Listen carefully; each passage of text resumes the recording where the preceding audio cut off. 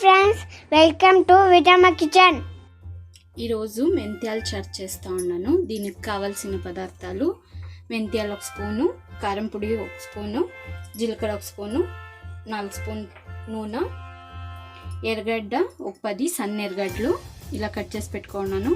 తెల్లగడ్డ 1 దంచి పెట్టుకోవాలా, టమాటాలు 2 కట్ చేసి పెట్టుకోవాలా, కరివేపాకు కొంచెం, కొత్తిమీర కొంచెం, పసుపు 1/4 స్పూను, చింతపండు గొజ్జు 1 నిమ్మపండు సైజులో పిసికి గొజ్జు పెట్టినాను, ఉప్పు తగినంత.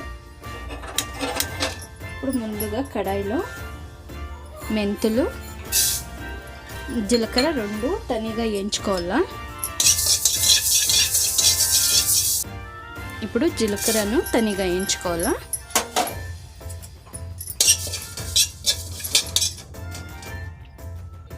ఇప్పుడు ఇది 2 వేయించినాను. దీన్ని నైస్గా పౌడర్ చేసుకోవాలా. ఇప్పుడు కడాయిలో నూనె పోసుకొని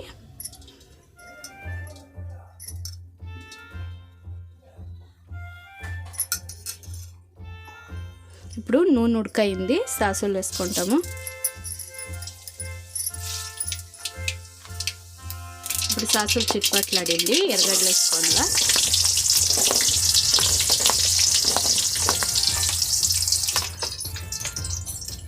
ఎర్రగడ్డలు కొంచెం ఫ్రై అయినాక తెల్లగడ్డ కరివేపాకు వేసుకోవాలా. దీనికి చిన్న ఎర్రగడ్డలుగా చాలా టేస్ట్గా ఉండేది. ఇప్పుడు కరివేపాకు వేసుకుంటా, అట్లే తెల్లగడ్డను వేసుకోవాలా. ఇది కొంచెం ఫ్రై అయినాక టమాటాలు వేసుకోవాలా. ఇప్పుడు టమాటాలు కొంచెం మెత్తగా కావాలా. ఇప్పుడు టమాటా కొంచెం మెత్తగా అయింది, పసుపు వేసుకుంటాము.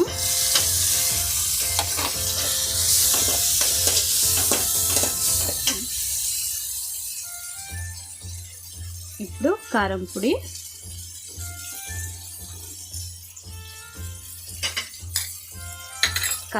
కొంచెం ఫ్రై అయినాక చింతపండు గొజ్జు పోసుకోవాలా.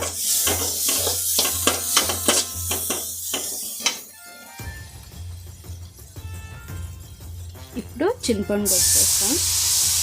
ఇది కొంచెం బాగా తెరలినాక లాస్ట్లో అప్పుడు వేసి దింపుకుంటే రెడీ అవుతుంది. ఇప్పుడు ఈ చింతపండు గొజ్జు పోసినాం కదా, అదే కప్లో ఇంకొక కప్ నీళ్ళు పోసుకోవాలా. ఇది చాలా పల్చగా ఉండకూడదు, కొంచెం తిక్కగా ఉంటేదా టేస్ట్ ఉండేది. ఇది బాగా ఈ పచ్చి స్మెల్ పోయే వరకు ఉడికినాక పౌడర్ వేసి దింపుకోవాలి.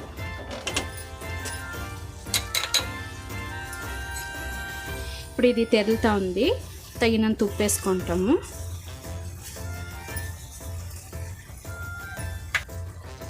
ఇప్పుడు మెంత్యాలు జీలకర్ర వేయించి పౌడర్ చేసి పెట్టుకున్నాను, ఇది 1 స్పూన్ వేసుకోవాలా.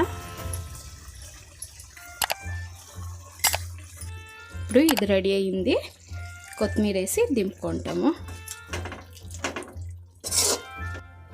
ఇప్పుడు టేస్టీ హెల్తీ మెంత్యాల చారు రెడీ అయింది. మీరు ఇంట్లో ట్రై చేసి చూడండి, ఎలా వచ్చిందో చెప్పండి. Thank you.